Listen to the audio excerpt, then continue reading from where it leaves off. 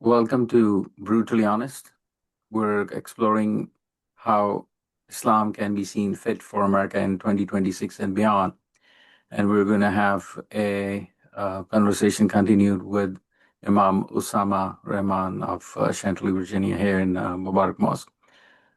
Before we do that, I would like to, first of all, on behalf of Brutally Honest, my sincere condolences to the tragedy. The terrorist attack happened against an Islamic center or mosque in San Diego.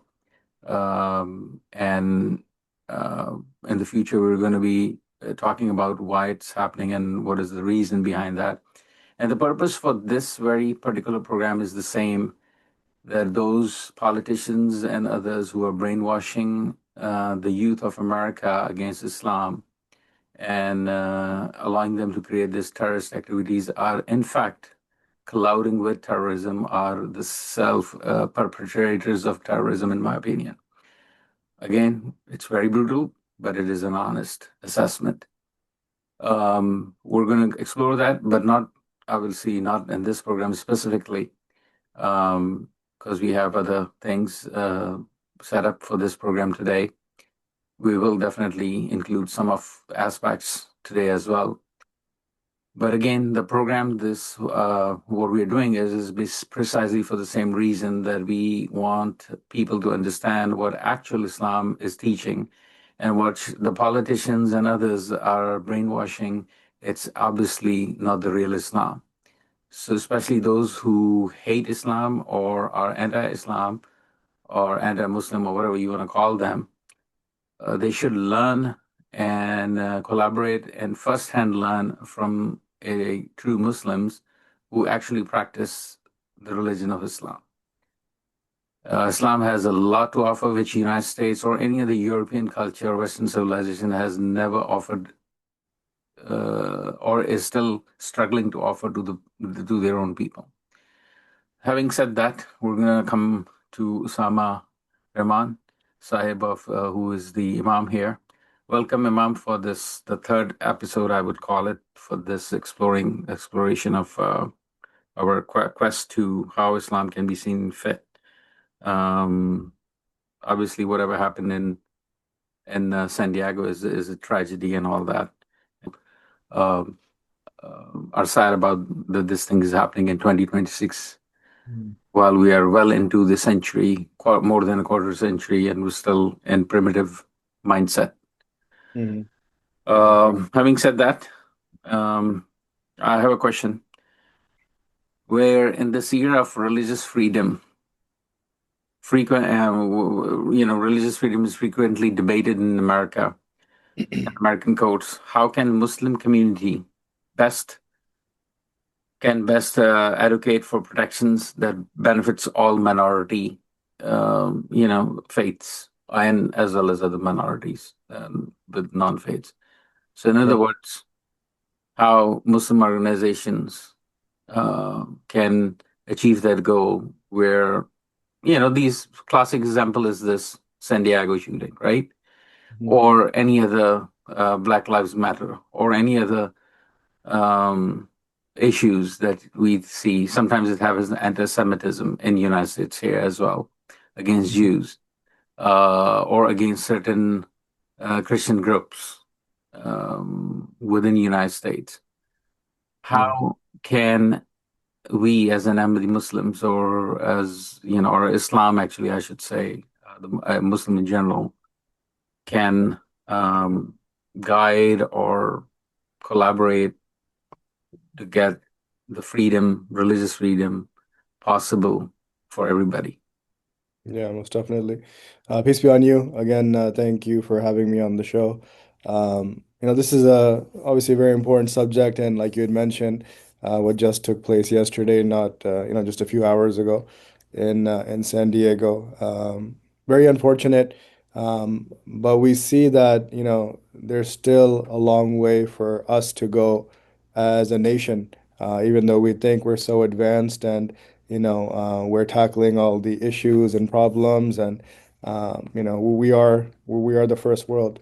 But the reality is that there's a lot for us to do as a nation to excel in those things which actually matter. And the first thing which actually matters at the end of the day is just peace for every individual, no matter what background you're from or what you believe in, etc. So to this question, again, it's there's a lot that we can understand from this, both as a secular point of view and also a religious point of view. But my obviously background being religious and specifically Islam, that's what I would present from my side. And the reality that I see is that most religious organizations, they have this within their scriptures, and this is very true for Islam, that Islam and the Holy Quran, or God in the Holy Quran has told us that, the matters of faith, belief, religion are all matters of the heart, and the hearts cannot bend. The necks can bend, the bodies can bend, but you can never bend the heart. The heart goes where the heart wants to go. And so the reality of these things is that everyone has their choice to go right, to go left, to go straight. And for us as Muslims, we're told actually in the very beginning when Islam, was persecuted. The Muslims were persecuted for so long, and they stayed quiet. They didn't do anything. They left that city of Mecca and traveled 200 miles or so to the north, to Medina. And in that city, they established a government, and that was the first time where the Muslims were told by God, which is recorded in the Holy Quran, the 22nd chapter, I believe, of the Holy Quran, in which we are told that you're now allowed to pick up these weapons in self-defense. That those 13 years you were not doing anything. You were not even picking up a piece of wood or a stick to defend yourselves, but you're taking all that persecution. But now, after all these years, now you've left that city. They followed you. They're trying to wipe you out. Now you can pick up those weapons in self-defense and the freedom of conscience, the freedom of religion. And what's beautiful about those verses in chapter 22 that speak about this first permission to be able to guard your life or defend yourself, it doesn't speak about Islam. It doesn't speak about you are now allowed to pick up whenever someone says anything against Islam, you can retaliate or fight back. Those verses very clearly state regarding the concept of faith in general, that synagogues are mentioned, churches are mentioned, other places of worship are mentioned, and they're stated that whenever those are attacked, meaning the freedom of conscience, the freedom of religion is attacked, then it's our job as a group of believers to ward off that attack, because everyone has the right to practice however they want to practice, to believe what they want to believe, because that's a matter of heart, that's between them and God. And so that's the reality that we see in the Holy Quran, very clear. And unfortunately, some Muslims have forgotten this concept as well.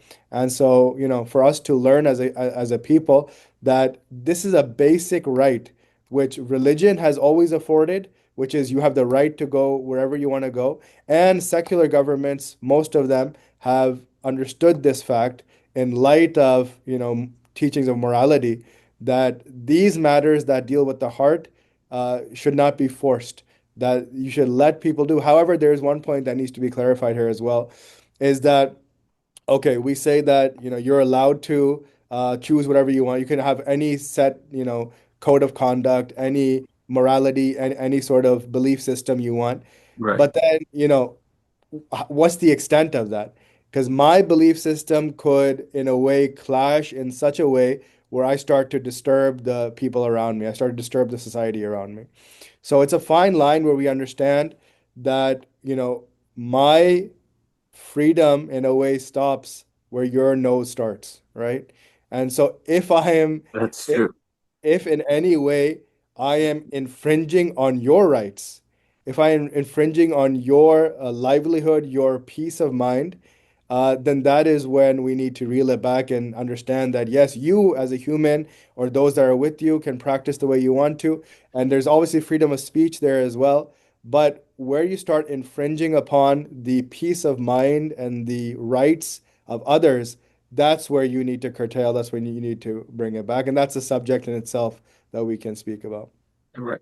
Definitely. And absolutely, freedom of religion, freedom of right, as well as long as the respect is there, it's not being butchered by the one group or the other. That's what Islam teaches, to have a balance or moderation in all aspect of life. And you're absolutely right on that. Um, Now I'm gonna jump onto a little bit more question, a different kind one. That how do you see, how can American Muslim institutions evolve to better support? Now, this is question is related to the generation that is growing up here in the United States, Muslim kids. Mm. How can they evolve to better support a generation that is increasingly spiritual but not religious or questioning traditional structures? Overall, people are losing faith in these organized institutions from the top down. We're not even just talking about religion. People are starting to lose faith in governments and other authorities as well. So this is a big issue that has wider implications on just our general day-to-day life as well. That we're starting to lose faith in these institutions, like you said, that we're supposed to have, that they're supposed to have our backs, or that we're supposed to believe in or trust. So again, it's from the top down, but there's both sides to it. And here I would also want to mention that the like as we're speaking about Islam as well, this concept of the rights that individuals have within the community. And those that are in authority have responsibilities, and those that are, for lack of better words, the membership, or the ones that are under that authority, they have certain responsibilities as well. So for us to keep reminding each other of those responsibilities ourselves, to understand what rights we owe to others, that's very important. But another thing here is I've actually recently read, you might have come across it as well, that there's actually been a re-emergence, or kind of a flocking back towards religion in the last, year or so. That many youth, especially, are coming back towards religion. And it was an interesting trend. Again, the trend has been going down since, I think, 1980s. I think that's probably when the peak was, when people were really down. It has been down, but it's starting to slowly tick back up. And that shows you that people are wanting something more, that they realize something is missing, and that missing piece has to be something more than this material life. And so they're trying to reconnect with that spiritual side. Now, this movement, which has been around for a long time, SBNR, spiritual but not religious, they try to capitalize on this feeling, that I have two sides. I have a physical side and I have a spiritual side. And I feel like my spiritual side is suffocating, or it's malnutrition, and I need to do something for that. And so they've made this, a certain way where people can try to, give life back to that spirituality or that spiritual side of themselves, but it removes the actual spiritual, part of it, which is that, any religious individual would state that what is spirituality? How do you even define what spirituality is? And spirituality in itself will be defined with there being a creator. And with there being a creator, then you start going down this, checkbox that has to be present, which is that the creator is present. He created us, obviously. Then he must have created for a purpose. And if he created for a purpose, and we have the spiritual side, then he must have given us something to help us, just like he gave us something for our physical sustenance. He has to have given us something for the spiritual sustenance. And so that in itself is guidance. That in itself is a law. And so to completely do away with all guidance, all law, all revelation, all prophets, that in itself removes the whole sustenance, the food of how our spiritual life survives. And so yes, this movement had to start because people felt that missing piece where they didn't feel whole. But then they removed that whole aspect of how do you actually nourish that other side of your spirit. Because the spirit can only be nourished by that revelation, which is from the Creator at the end of the day. Otherwise, we can try our best to nourish it ourselves, but we will only go so far and not be able to, fully, encompass or comprehend it. So, I mean, And it is, you're absolutely, sorry to interrupt, but you're right, absolutely, because if you do your own, you are misled in many ways, and that's when the chaos and all these problem arises. yeah, that's true. So, I mean, at the end of the day, I think like I had started out, there's been an erosion of trust in these institutions. So, your actual question was, what can these Muslim institutions do to better support this generation? And that would be to be transparent, to be open, to have those qualities of, parents to children that leadership that's in those Muslim institutions should care for their people, should be open to their people and help the people. Once the new generation, whatever people those are, they see that, then that trust starts to be built again. So many people call me, they speak to me about issues that their children are having, going away from religion or issues that people are having at school, just general issues. And ultimately, when you boil it down, it all comes down to this point that the kids don't feel like they have anyone that they can, open up to. And when you feel like that, then you start, first of all, it messes with your mind. It hurts you mentally and emotionally. But then you start to drift away from those people that you're supposed to rely on, that are supposed to have your back, that can guide you in the right way. And once you lose that, then the whole world is open, and it's Satan's playground. And so that's the reality that we need to build the trust back as institutions with our membership, and that can only happen if we're open, transparent, we're loving, and we are there to support them in every way. And so it's not easy. But building relationships at the end of the day is the whole purpose of communities. That's why it's called a community. It's about, relationships internally. So, yeah, it's that would be my short answer. No, I mean, yeah, that's absolutely right. I think this time and age, this we have to um, understand all these things and evolve accordingly, keeping the Islamic Muslim traditions alive, which are the roots for it, being Islam as a universal and natural religion for human beings. Definitely, it Yeah, has to, it's for us, for humans, to understand and evolve accordingly. yeah. My last One question other is, small point that would come to mind here as well is that, sometimes when we're talking about religious individuals, some of us become way too strict in certain aspects of, the teachings or the practice, which doesn't need to be as strict as we make it out to be. And that itself drives the membership away. That drives even the kids away. And so for us to be, open that, there's things in this society, I grew up here as well, that, people coming from other cultures might not agree with. But according to Islam, there's nothing wrong with it as such. And that's why our leader, our Caliph, Mirza Masroor Ahmad, he's been asked this question as well about, I'm coming from, a different background, a culture, maybe somewhere in East Asia, maybe somewhere in Africa, South America. I have these different cultures I'm coming with, but I've accepted Islam. And so, what does that mean for me? Do I have to reject all those cultural rituals that I had? And he's answered this beautifully. And he said that anything that clashes with Islam, yes, you would reject that. But anything else, it's fine. That's your culture. That's your rituals in your culture, and you can practice it as much as you want.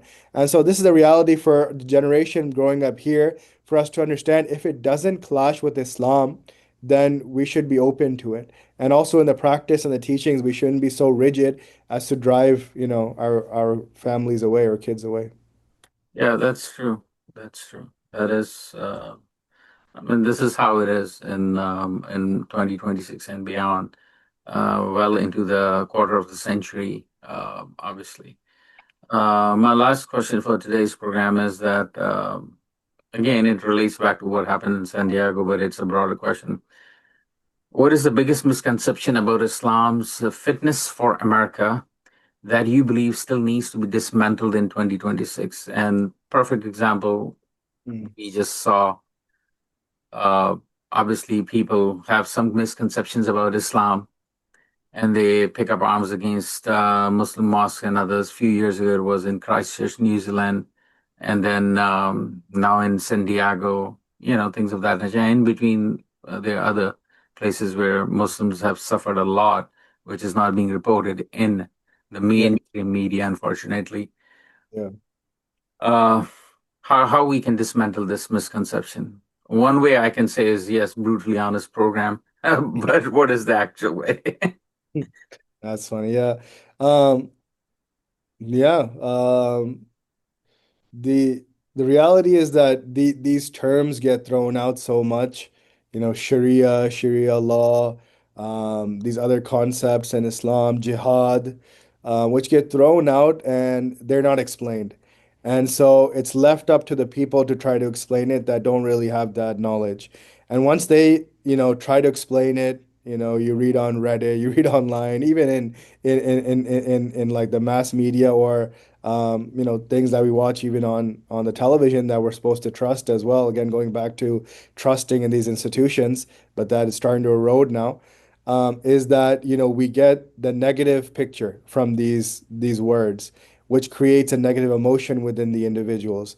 That creates a negative sentiment towards those people that practice it or that religion or that that community or that faith itself. And so I think a general, which all of us Muslims should be doing, and just, religion or faith based communities in general, is that we should try to educate the people, not just within ourselves, but just go out and try to teach people what our faith actually means. What is Sharia? What is Sharia law?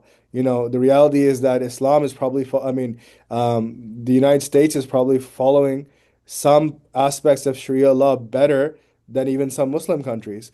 So there's this point that the reality is that Islam beautifully fits in, everywhere. It's not something that's only for the East and that the West has nothing to do with it. This is a foreign concept and the teachings are backward. If you truly, sincerely understand what the teachings tell you, then you'll see there's nothing backwards about it. That these teachings are something that anyone would want to adopt, right? To live a normal life. And so the reality isn't that we're going to go out there where our point is to forcefully convert people. That goes back to our first question. The only thing is about education, Yeah. and that education needs to keep on taking place. I recently had a class in George Mason. It was the alumni, those that already graduated. They came back for more classes to learn, and so I had a class on demystifying Islam, and to tell people what are these concepts in today's day and age that people don't understand or they misconstrue or they twist, and so you get this negative picture of what Islam is all about. And so I gave this course. It was about a 5 week course. And at the end, they loved it. They were astonished and they said, we have never heard these things before, the way that's painted online, etc. And, it's such a refreshing image of Islam, which is in no way the backwards teaching that we once thought it was. And so that education process, when we keep doing that, hopefully, it'll have some positive effects on the world around us. But, at the end of the day, we have to be realistic as well. And we have to know that there will almost always be people that want to stay in their ignorance. I should put it like that, Yeah. that they don't want to get out of that. And for us to help them, God knows best. I would say as a religious individual that that's when obviously the power of prayer comes in. We have to pray for the world and our nation for us to, be helped and go towards peace and justice. So, these are just the things that we can do. Otherwise, you know, what would you say about this, Nasser? Nasser Sab? I mean, yeah, I agree. I think it's the same thing that it stems from, in my opinion, when ignorance stems from your mom's lap. When the child is born, regardless whether you're Muslim, Christian, American, Hindu, Indian, whatever you are, if your parents are ignorant or they have no idea of the world, Mm, they are not upbringing their next generation in a good manner. So those who come out there or kill others, it goes back to what they're training to the parents' training, or whether they were properly trained, taught about how to live in peace and harmony among others or not. And it's a universal standard. It goes all the way. It has nothing to do with, as you mentioned, East or West. It's the same thing. The training of a child from the beginning is the main thing, regardless whether you live in Pakistan, India, or whether you live in United States, Mexico, or United Kingdom, or Australia, or New Zealand. What it matters is that when your parents are not paying attention and that you don't know what they're doing, and they're being brainwashed through politicians or through other religious organizations, it's your responsibility that you should take it seriously, and you should actually, instead of giving them gadgets in their hands and let them, get brainwashed through phones or through other social media platforms that are available. I think they should sit together and have some family time and discuss these matters in the house. And for those parents who are not really well versed into Islam, or those who are not well versed into any other issues, it's your responsibility to search and seek. At the end of the day, you will be asked, whether you believe it or not, you will be asked on your actions, um, if not in this world, but in the hereafter as well, that you had some responsibility delivering, whether you fulfilled it or not. We need to create a society in the United States that actually helps our youth in more productive way than going after one ideology and killing others or hurting others. Thank you again for your time. thank you. And we'll continue to explore. Next week is Muslims Eid al-Adha program, and hopefully we'll have one program before that. And we will be discussing why do we celebrate Eid al-Adha, which is the sacrifice, and what significance in Islam has for pilgrimage. Just to leave a thought to our audience who are watching us, that sacrifice tradition is claimed also by the Jews as well. And for a longer period of time, Muslims are the ones who are practicing it. So why there is a contrast? This is the question I'm going to have to ask Imam Osama next time. And what is the reasoning behind it, that why this tradition is only in Muslims and not in the Jews? Although the what do you call that, Abrahamic religion, or Abraham's religion, was the same as what we call it, Islam. Having said that, thank you for your time. Do leave us with your comments and questions, and we'll sync with you next week.